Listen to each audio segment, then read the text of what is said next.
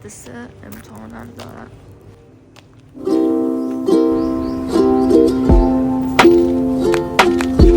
بعد از امتحان دادن رفتم سمت کارگاه. بریم کلی فیلم برداری کنیم.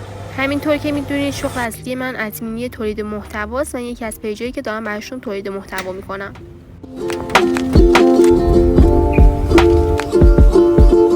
بالاخره بستمو گرفتم.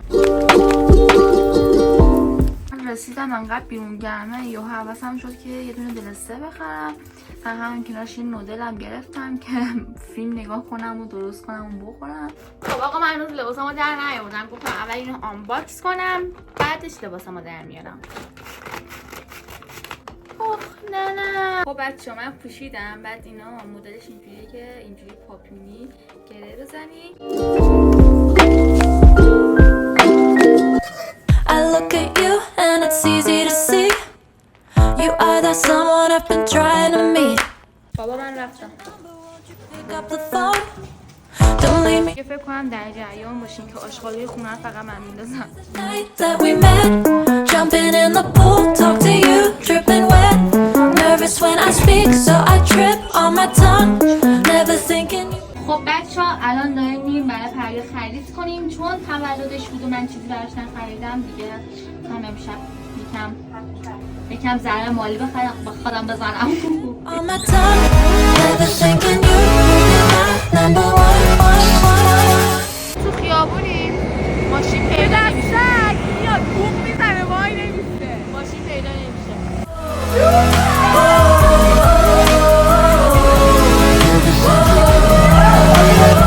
Jump in your car and we drive to the beach.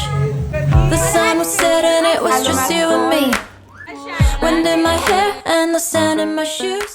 سلام صبحتون بخیر بچه‌ها. آقا من خیلی خوشحالم. چرا؟ چون اینکه مامانم داره برمیگرده بالاخره بعد از 12 روز موندن تو کربلا داره برمیگرده خونه و من واقعا خیلی خوشحالم. دلم براش یه ذره شده. شبم کلی مهمون داریم. یه منم الان دوش گرفتم. کلی هم خرید دارم. برام خریدامو انجام بدم.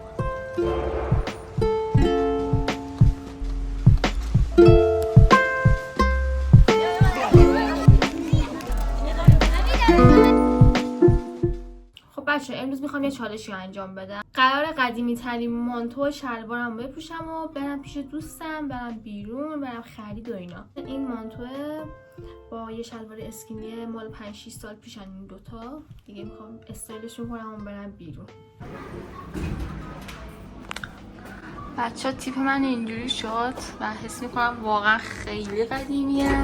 ولی خب چالشه دیگه. داره همین جوری میرم فلافلی، بعد میرم خونه دوستم، شاید بعدش رفتیم بیرون.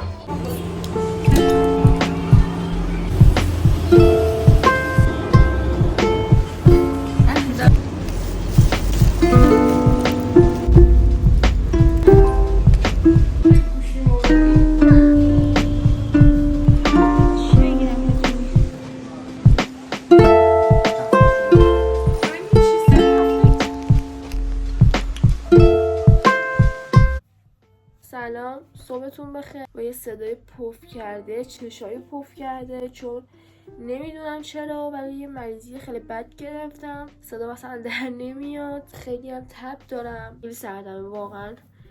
من همین ژاکت پوشیدم تو خونه. من وقت آرایشگاه دارم برای ناخونام، برم اینا رو ترمیم کنم. این نمیتونم وقتم رو کنسل کنم.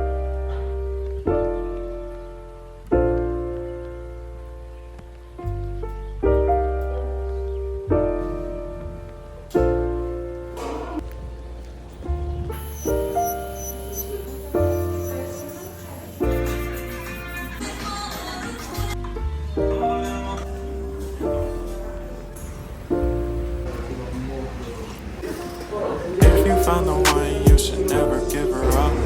I think it's the way life changes when in love.